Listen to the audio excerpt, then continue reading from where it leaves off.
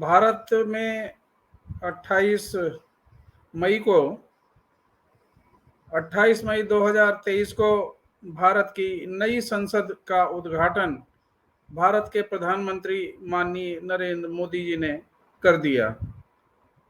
नई संसद की बनाने की जो लागत है लगभग 1,000 करोड़ रुपए है। इसके नई संसद बनाने पे ही प्रश्न चिन्ह लगा था कि आवश्यकता क्या है, लेकिन जो सरकार की मंशा, जो सरकार ने चाहा, वो सरकार ही बताएगी। उद्घाटन के समय जो कुछ भी हुआ वो भारत के लोकतंत्र के लिए, भारत के संसदीय प्रणाली के लिए एक प्रश्न चिन्ह पूरे बुद्धिजीवी लोगों में पैदा हुआ है। प्रश्न चिन्ह क्या है? प्रश्न चिन्ह यह है कि विपक्ष की तमाम पार्टियों ने इसका बहिष्कार किया, इसका विरोध किया। क्यों विरोध किया? क्योंकि उद्घाटन के लिए भारत के राष्ट्रपति को आमंत्रित किया जाना चाहिए था। भारत के राष्ट्रपति द्वारा इसका उद्घाटन किया जाना चाहिए था। तो ये एक विपक्ष के जितने भी राजनीतिक दल हैं सबका ये विरोध था। अगर कोई समर्थन में रहा भी है तो वो समर्थन नहीं या विरोध भी नहीं, हाँ, लेकिन उसका समर्थन भी नहीं था। जैसे बहुजन समाज पार्टी की नेता बहन कुमारी मायावती जी ने इसका केवल ये कहकर इसे समर्थन नहीं कहा जा सकता कि जो सरकार है, सरकार ने बनाया, जो चाहे करे वो, लेकिन उन्होंने उसमें सम्मिलित होने से इनकार कर दिया। उस समारोह में जाने से, उद्घाटन में जाने से इनकार कर दिया।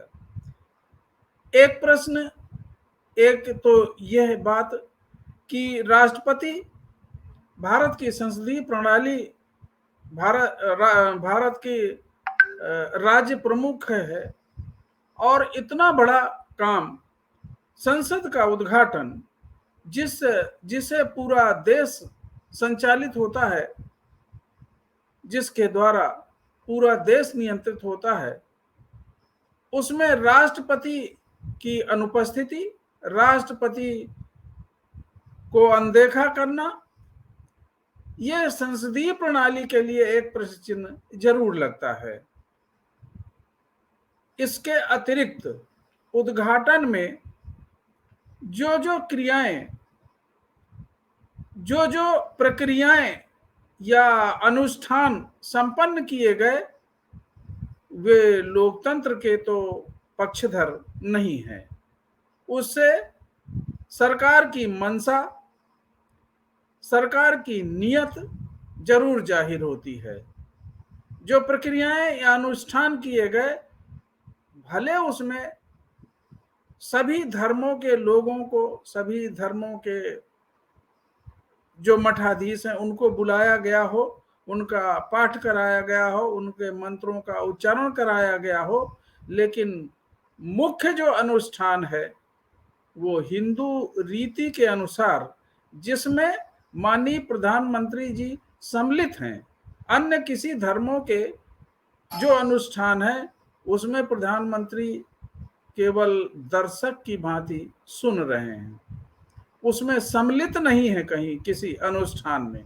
लेकिन जो हिंदू पद्धति के संस्कार किए गए, जो अनुष्ठान किए गए, उसको संपन्न किया माननीय प्रधानमंत्री जी ने। भारत की धर्मनिरपेक्षता के लिए, भारत के संविधान में जहां किसी भी धर्म को महत्ता देने के लिए किसी अनुष्ठान, किसी आडंबर, किसी पाखंड, किसी ऐसे जो विभेद पैदा करते हों, वो मनाही की गई है भारत के संविधान द्वारा। तो संसद के अंदर इस तरह की कार्रवाई व्यक्तिगत तौर पर कहीं भी किसी के द्वारा इस तरह के अनुष्ठान किए जाने पर कोई प्रतिबंध नहीं है, सबकी स्वतंत्रता है। लेकिन सरकारी तंत्र के द्वारा विशेष रूप से संसद में उसके उद्घाटन के लिए इस तरह का अनुष्ठान में प्रश्न चिन्ह अवश्य लगता है। साथियों, तीसरी बात, जो राजदंड स्थापित करने की भारत के संविधान और भारत के सांस्कृतिक परंपराओं, भारत की अखंडता के लिए जो प्रतीक चिन्ह निर्धारित किए गए हैं, अशोक चिन्ह, अशोक सम्राट की जो प्रतीक चिन्ह है वो स्थापित ना करके राजदंड की स्थापना धार्मिक अनुष्ठान द्वारा, ये लोकतंत्र की स्थापना में, लोकतंत्र में राजतंत्र और एक व्यक्ति की महत्ता, कहीं किसी का फोटो, कहीं किसी का कुछ भी दिखाई नहीं दे रहा। केवल अगर दिखाई दे रहे हैं तो प्रधानमंत्री। इससे तो यह लगता है कि प्रधानमंत्री का राज्याभिषेक हो रहा है। लोकतंत्र की दुहाई देने वाला भारत आज राजतंत्र की दुहाई देगा, राजतंत्र के अनुष्ठान होंगे, राजतंत्र के बढ़ावा के लिए, या जो हिंदू राष्ट्र की कल्पना है, क्या उसकी शुरुआत नहीं है? निश्चित है कि नए संसद में इस तरह के परंपराओं का प्रारंभ किया जाना लोकतंत्र के लिए घातक, संविधान के लिए घातक और भारत के बहुसंख्यक समुदाय के लिए घातक यह प्रथा चालू की गई है, जो निश्चित रूप से प्रश्न चिन्ह पैदा करती है, संदेह पैदा करती है और भारत के लोकतंत्र के लिए, संविधान के लिए एक खतरे की घंटी है। प्रश्न ये उठता है कि आखिर प्रधानमंत्री ऐसा क्यों कर रहे हैं? फिल्मों में एक गाना गाया जाता है, मैं चाहे ये करूं, मैं चाहे वो करूं, मेरी मर्जी। ये तो यहां भी सिद्ध हो रहा है। एक निर्वाचित सरकार के लिए ये अधिनायकवाद की बात कि प्रधानमंत्री जो चाहे कर सकता है, प्रधानमंत्री जिस परंपरा का निर्वहन करना चाहे कर सकता है, संविधान को मानना चाहे मान सकता है, नहीं मानना चाहे नहीं मान सकता। संविधान के अंदर क्या मूल भावना है? संप्रभुता की, जनता के संप्रभुता की, संविधान की सर्वोच्चता की, संविधान की सर्वोच्चता की, यहां ऐसा कुछ भी नहीं दिख रहा। ऐसा क्यों है? इसके पीछे भी अगर प्रश्न लगाया जाए, तमाम लोग आलोचना करते हैं कि जिन लोगों ने इसका विरोध नहीं किया प्रत्यक्ष रूप से, वे भारतीय जनता पार्टी के समर्थक हैं, वे भारतीय जनता पार्टी की बी टीम है, जैसे कि बहुजन समाज पार्टी पे ये इल्जाम लगाया गया। लेकिन आंकड़े देखा जाए, प्रधानमंत्री ऐसा क्यों कर रहे हैं, भारतीय जनता पार्टी ऐसा क्यों कर रही है? ऐसा वर्चस्व, सत्ता का वर्चस्व सर चढ़कर बोल रहा है, निर्वाचित सरकार का अधिनायकवाद सर चढ़कर बोल रहा है, संसद, संविधान, उसकी मर्यादाएं तार तार की जा रही हैं। ऐसा क्यों? ऐसा इसलिए है कि आंकड़े हमारे समक्ष हैं। भारत की जो संसद है वो निर्वाचित सरकार, निर्वाचित प्रतिनिधियों की संसद है, जिसमें से 2019 के चुनाव में सांसद जो जीते हैं वो 120 ओबीसी के हैं, 86 एससी के हैं, 52 एसटी के लोग हैं। और 52 ही माइनॉरिटीज के लोग हैं। पूरी संसद में 2019 की जो संसद हुई है उसमें केवल अगर मैं जिक्र कर रहा हूं तो ओबीसी, एससी, एसटी, माइनॉरिटीज के सांसदों का, तो 120 ओबीसी के, एससी के 86, 52 एसटी के और 52 मुस्लिम प्रत्याशी, मुस्लिम प्रतिनिधि पार्लियामेंट में हैं। इन सब को मिलाकर 310 होते हैं। सरकार 275 में बनती है। संसद में प्रधानमंत्री या उनकी कार्यवाही या उनकी किसी भी कार्यवाही का विरोध कौन कर सकता है? जनप्रतिनिधि ही कर सकते हैं, जो चुने हुए जनप्रतिनिधि ही कर सकते हैं।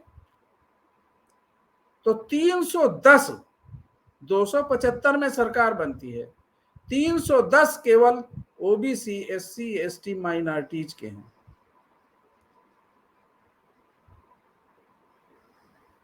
तो बी टीम कौन हुई? भारतीय जनता पार्टी को सपोर्ट करने वाले कौन लोग हुए? संसद के अधिनायकवाद के लिए जिम्मेदार, सत्ता के वर्चस्व के लिए जिम्मेदार कौन लोग हुए? ये 310 सांसद हैं, जनप्रतिनिधि हैं, जिनको जनता ने चुना है। ये जनता के द्वारा चुने गए हैं। अब जनता हल्ला अगर मचाती है तो प्रधानमंत्री के लिए क्यों, भारतीय जनता पार्टी के लिए क्यों? यहां की जनता ने ही नहीं चुना है। 310 हैं। ये 310 चाहे तो सरकार 1 मिनट में गिरा सकते हैं। यह संसदीय प्रणाली पे जो आघात हो रहा है, संविधान पे जो आघात हो रहा है, इसको 1 मिनट में खत्म कर सकते हैं। भारत का प्रधानमंत्री जो चाहे मैं करूं, जो चाहे ये करूं, मेरी मर्जी क्यों कर रहा है? क्योंकि 310 ऐसे लोगों का समर्थन प्राप्त है जो बहुजन समाज के लोग हैं, जिनसे बहुजन समाज का निर्माण होता है, बहुसंख्यक समाज का निर्माण होता है। इसको अगर और बाइफरकेट करें तो बीजेपी में 113 सांसद ओबीसी के हैं, एससी के 53 हैं और एसटी के 43 बीजेपी के हैं।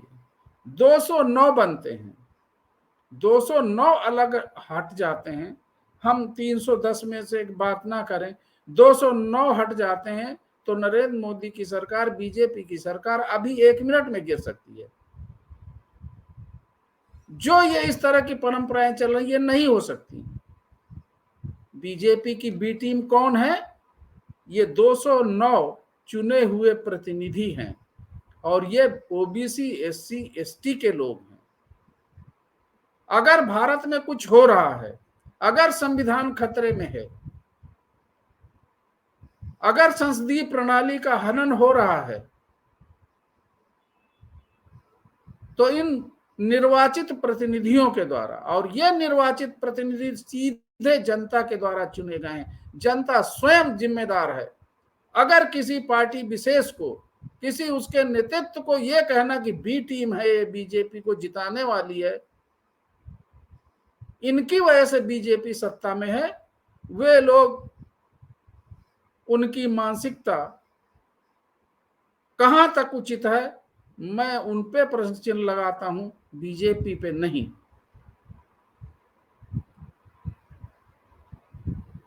ये ऐसे लोगों के द्वारा, जब निर्वाचित सरकार है, बहुमत की सरकार है, कम से कम 209 प्रतिनिधियों, जनप्रतिनिधियों का समर्थन, जो इसका विरोध कर सकते हैं, जिनका सीधा असर संसदीय प्रणाली के खत्म होने पे, संविधान के खत्म होने पे सीधा असर पड़ सकता है, वो नहीं विरोध कर रहे। तो दुनिया की दुनिया में कोई ताकत नहीं है मोदी के इस तरह क्रियाकलाप का विरोध करे या इसका कोई उल्टा असर हो। चाहे अंतरराष्ट्रीय न्यायालय, किसी भी न्यायालय में निर्वाचित सरकार को, बहुमत की सरकार को चुनौती नहीं दी जा सकती। उसके लिए जिम्मेदार पूर्ण रूप से कम से कम 113 ओबीसी के सांसद, 53 एससी के सांसद और 43 एसटी के सांसद हैं, जिनकी वजह से आज संसद, संविधान, लोकतंत्र की परंपरा खतरे में है, भारत का भविष्य खतरे में है। जिम्मेदार ये जनप्रतिनिधि हैं और जिम्मेदार यहाँ की जनता है। जिम्मेदार से ये बच नहीं सकते। बी टीम ये लोग हैं, ये जिस दिन चाह लें बीजेपी धराशायी हो जाएगी, कहीं उसका नामो निशान भी नहीं दिखेगा। जय भीम, नमो बुद्धाय, नमस्कार।